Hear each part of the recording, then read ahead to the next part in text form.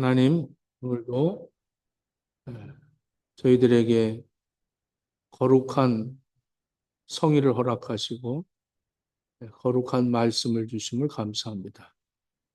말씀을 저희들이 받을 수 있는 옥토밭이 되어지도록 허락하시고 이 말씀이 심기어져서 올라온 이 마지막 때에 하나님의 기뻐하시는 열매들을 맺어드리도록 허락해 주옵소서. 예수님 이름으로 기도합니다. 아멘.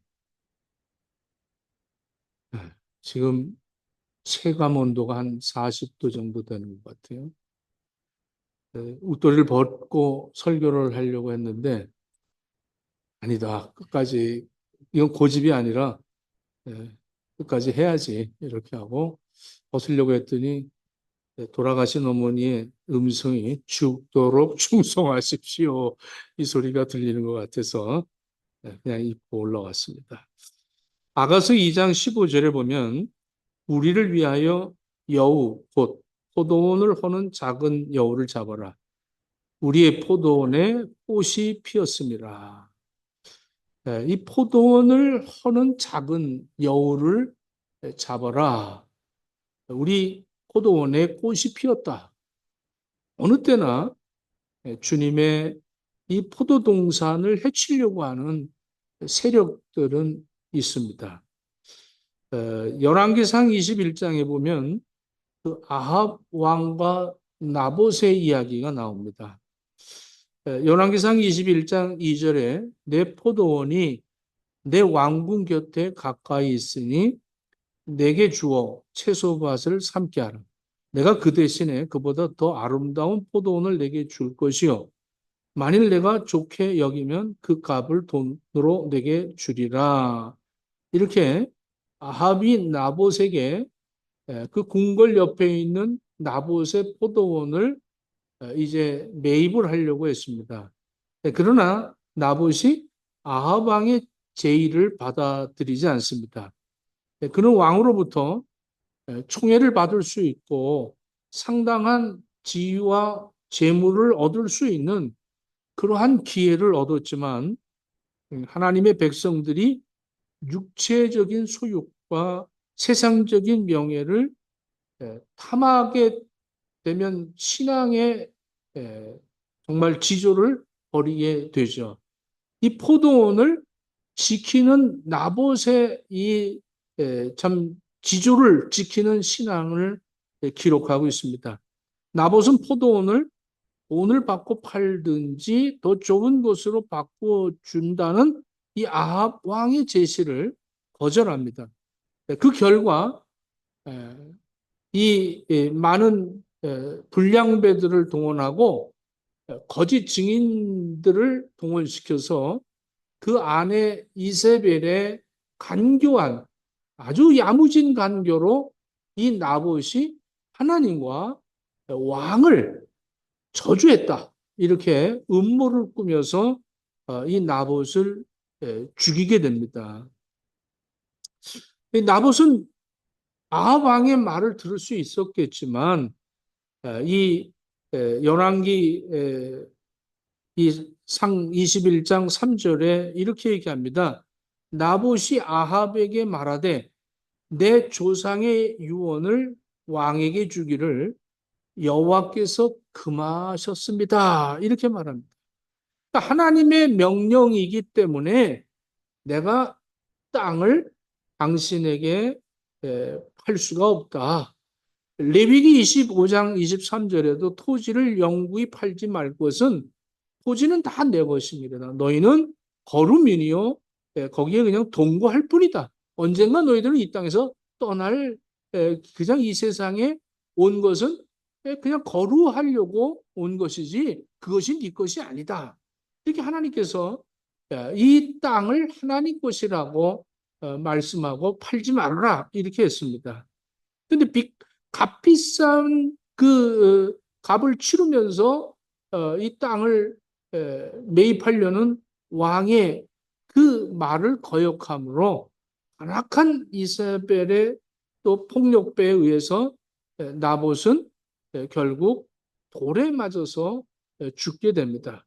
그리고 나봇을 죽은 것을 더 사람들에게 어, 한 왕의 명령을 거역한 사람들의 최후가 어떻게 되는가를 보여주기 위해서 개들이 그 나봇의 시신을 먹게 됩니다.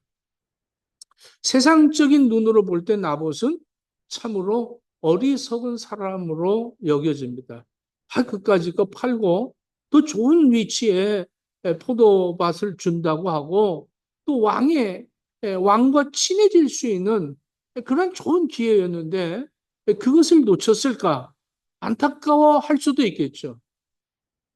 포도원도 지키지 못하고 자기 목숨도 잃어버린 이런 그 나봇을 우리는 어떻게 평가할까요? 우리는 아마 어리석은 자다 이렇게 평가를 할 거예요. 그런데 하나님은 이 나봇의 이 과정을 전부 CC카메라로 다 촬영을 했어요. 다 촬영을 하고 엘리야를 보냅니다. 엘리야를 보내서 아합에게 경고를 하죠. 내가 죽이고 빼앗았구나. 개들이 나봇의 피를 핥은 곳에서 네 피도 반드시 개들이 핥을 것이다. 이렇게 말을 합니다. 나봇이 비록 포도원을 지키지 못했고 목숨을 바쳤지만 하나님의 법을 지켰다는 사실입니다. 하나님이 보셨고 하나님이 심판하셨어요. 나봇과 아합과 이세벨. 세상에서는 다 끝났어요. 아합도 죽었고 이세벨도 죽고 나봇도 죽었습니다. 그러나 우리가 분명히 기억해야 할 것은 하나님의 말씀을 지키기 위하여 그 하나님의 법을 그대로 순종했던 이 나봇, 이는 하나님이 인정해 주시는 그러한 죽음이었다는 사실입니다.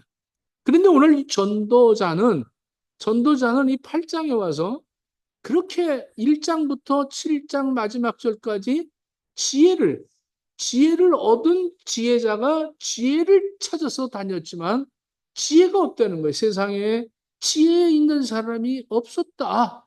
이렇게 얘기하면서 의인들이 철저히 버려지는 그 모습을 보면서 악인들은 명예롭게 그 아합이나 이세벨의 죽음은 장례를 치르는 것도 너무나도 화려하게 장례를 치르지만 나봇은 그저 정말 한낱 그 들풀처럼 사라져버리는 이런 과정을 보면서 탄식하듯이 이것이 옳은 것이냐, 이것이 옳은 것이냐. 자, 1절을 한번 보도록 하겠습니다. 누가 지혜자와 같으며 누가 사물의 이치를 아는 자이냐? 사람의 지혜는 그의 얼굴에 광채가 나게 하나니 그의 얼굴에 사나운 것이 변하느니라. 그 왕들의 명령을 지키고 얼굴을 왕 앞에서 광채가 나게 해서 왕과 대면할 때에 얼굴과 얼굴을 대면할 때에 그 왕에게 더 총애를 받을 수 있는 얼굴을 만드는 것이 세상적으로 봤을 때는 그것을 지혜자다 이렇게 여긴다는 것이죠. 이것은 왜 이런 말을 했냐면 이 5절부터 보면 왕의 명령을 지키는 자는 불행을 알지 못한다 할 정도로 그 왕의 명령을 따르면 좋으련만 왜 그러지 못했을까 어리석게 이렇게 평가받는 것이죠. 이 고대 사회 때는 왕궁에서 일하는 게 최상의 아주 경력을 쌓는 그런 기회입니다. 그래서 격언에 그 왕이 그 신하들에게 얼굴을 보고 인정을 한다는 거예요. 그래서 그 왕이 인정을 받으면 엘리트가 되는 거예요, 그냥. 그래서 얼굴만 아주 화려하면 얼굴과 얼굴을 대할 때 왕의 마음만 들면 그러면 그 사람은 이제 신세가 아주 좋아지는 거예요.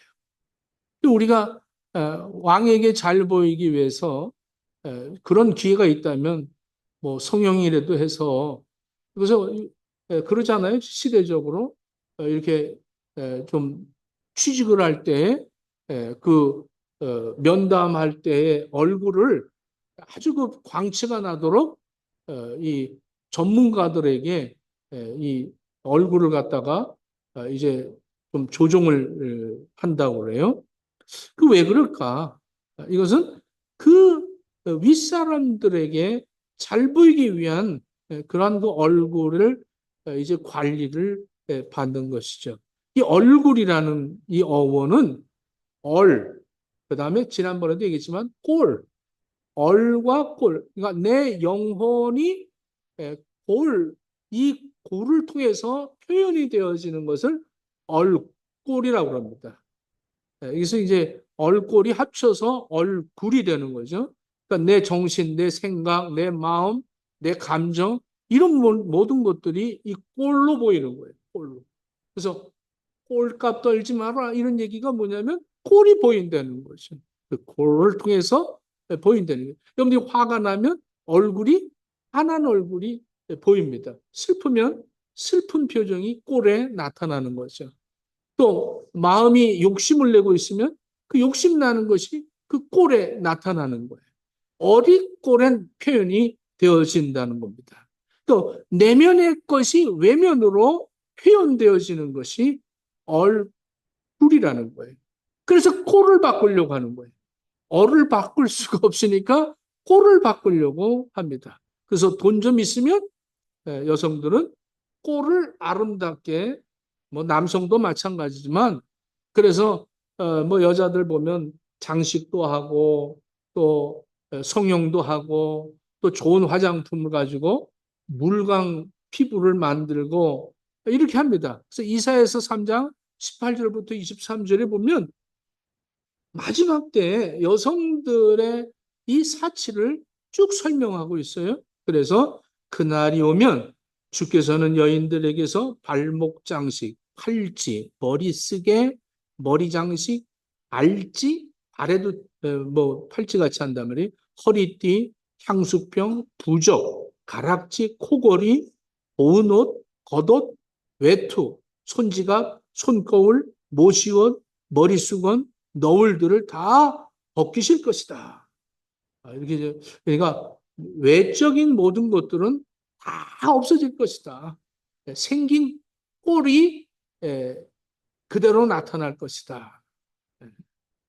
아름다운 얼이 되어야 꼴이 아름다워진다는 겁니다. 그러니까 마음을 바꾸고 영혼을 새롭게 하지 않는 한 우리의 꼴은 아무리 치장을 하고 아무리 변장을 하고 아무리 환장을 해도 이 꼴을 갖고는 내 얼이 아름다워질 수가 없는 것입니다. 성경에 보면 이렇게 얼이 꼴로 드러나는 사람들이 있었어요. 야곱도 보면 야곱이 욕심을 갖고 있었을 때는 형 에서가 얼마나 무서웠는지 모릅니다.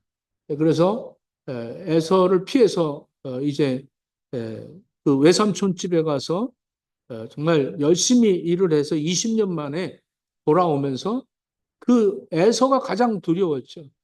그랬을 때 이제 자기가 자기의 자신을 회복하죠. 야복강가에서 하나님을 만나고 그가 이제는 이스라엘이라는 이름으로 바뀌게 됩니다.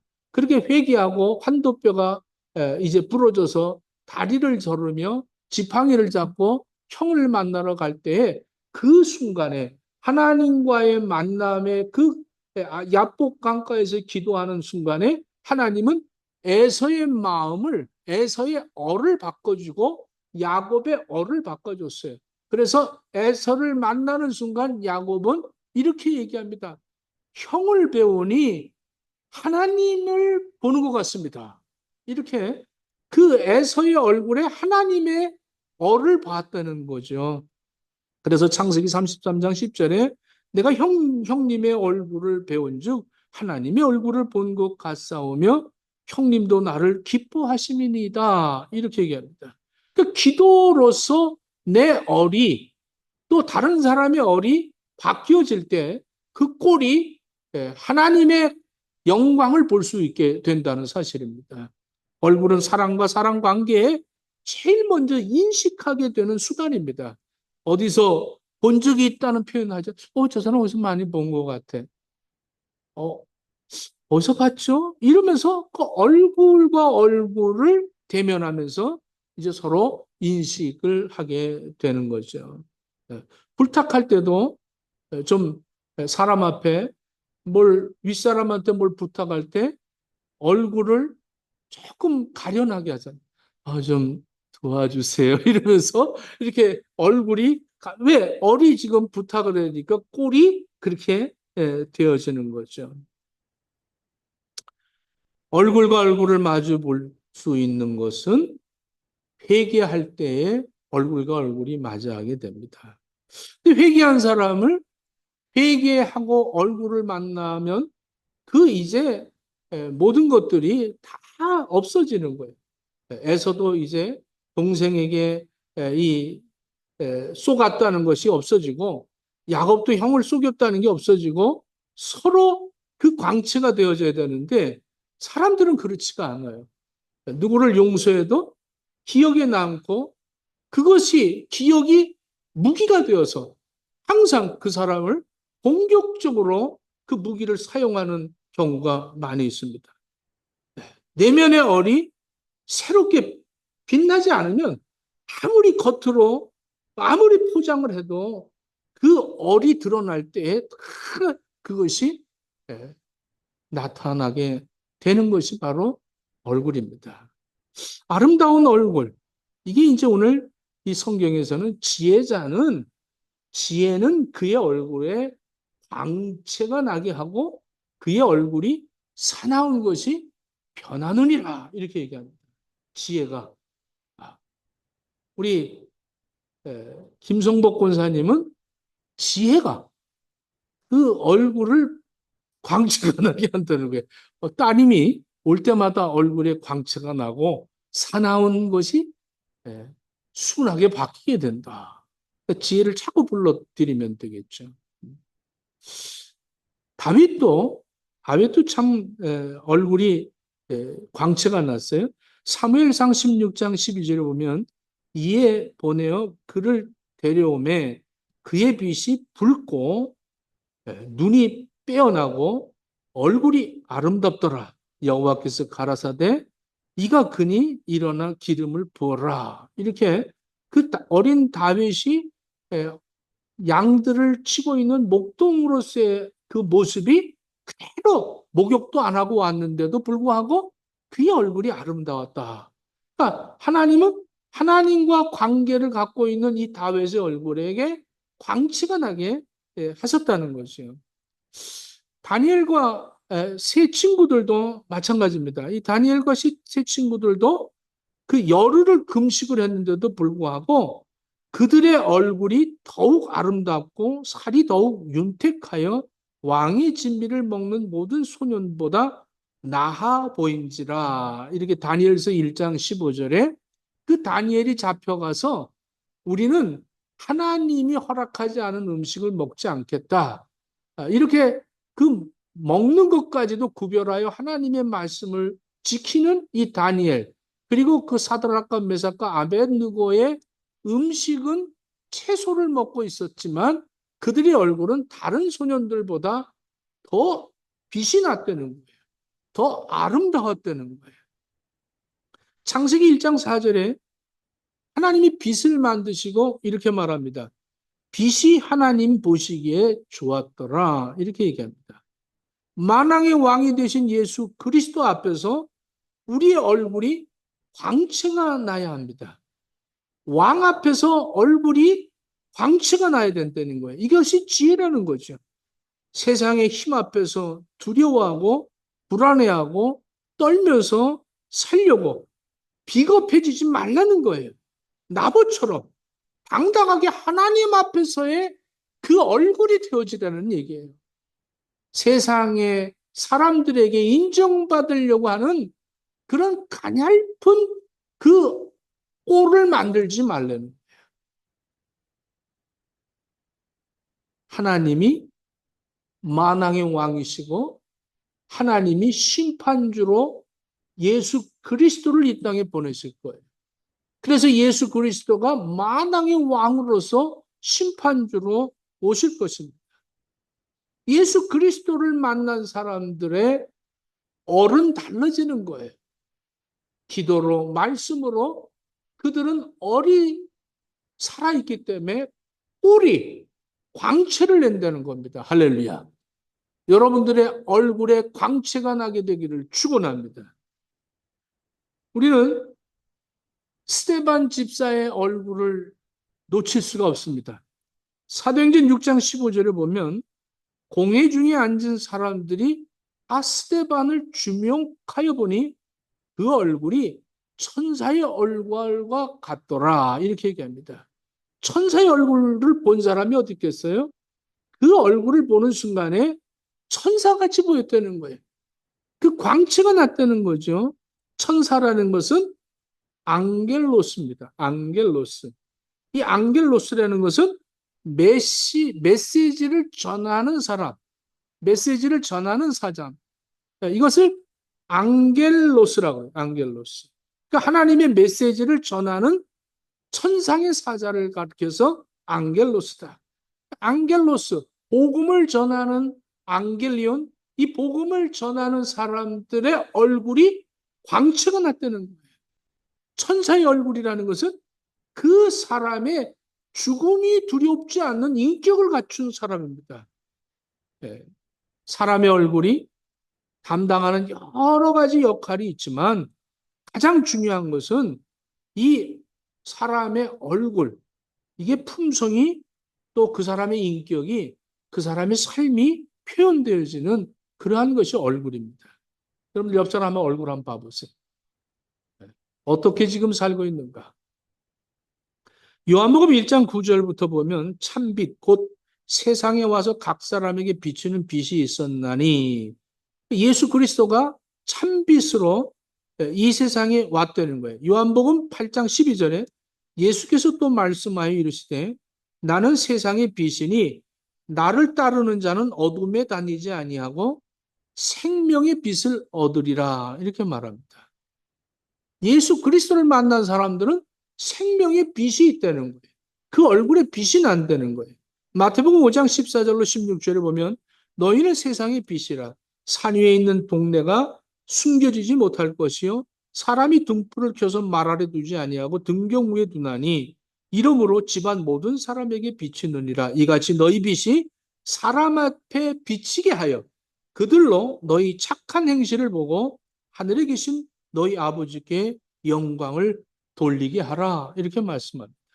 여러분들 우리가 내 삶의 현장 속에서 내가 지혜, 예수 그리스도를 만난 하나님의 말씀을 받고 말씀을 순종하고 말씀이 생명보다 귀함을 알고 말씀을 지켜 행할 때 그 얼굴의 광채는 이루 말할 수 없는 거예요.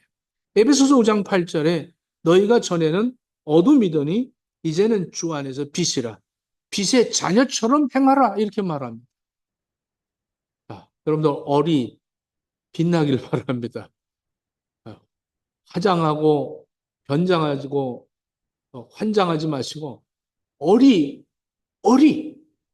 예수 그리스도의 말씀으로 우리 교회 제가 오늘 이렇게 보니까 기도하는 사람도 또 찬양하는 사람도 또 오늘 찬양을 인도하면서 40도 가까이 있는데도 오늘은 또 더 뜨겁게 야 이러더라고.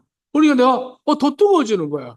뜨거워지. 저렇게 전도사님들도 저렇게 열심히 하는데 내가 웃돌이 이걸 벗고 올라가면 얼마나 하나님이 정말 이런 놈 봤나 이러실까 봐 오히려 떠 있고 지금 땀을 등에 뚜루룩 떨어뜨리면서도 이 앙겔리온 이 말씀을 증거하는데 얼굴이 좀 이렇게 좀이 사나운 얼굴이 이렇게 바뀌어지더라고. 나도 모르게 사나운 얼굴이 바뀌어지더라고. 예수님 얼굴 보십시오. 마태복음 17장 2절에 보니까 저희 앞에서 변형돼서 그 얼굴이 해같이 빛나며 옷이 빛과 같이 휘어졌더라. 오늘 예수님이 그 시내 산에 올라가서 하나님 앞에 기도할 때 얼굴이 해같이 빛났대. 모세를 보십시오. 하나님 앞에 가서 말씀을 받을 때 해같이 얼굴이 빛났어요. 네, 여러분들 새벽 기도 끝나고 난 다음에 여러분들 얼굴 한번 봐보세요. 일어나자마자 거울 보지 말고 새벽 기도 끝난 다음에 얼굴을 볼 때 눈이 부시는 거예요. 여러분들 그렇게 얼굴이 빛나면 그 사나운 사람들 옆에 있어도 그 사나운 얼굴들이 다 바뀐다니까요. 남편의 얼굴도 바뀌고 내 얼굴 때문에 자식들의 얼굴도 바뀌고 서로 얼굴을 붉히는 일이 없어져. 말씀 따라 기도 따라 살아가는 사람들은 이게 바로 진리라는 거예요. 이게 지혜라는 거예요. 지혜를 얻은 사람이 누구냐? 납니다 하고 얼굴이 방치가 나게 되기를 예수님 이름으로 축원합니다. 기도하겠습니다. 하나님,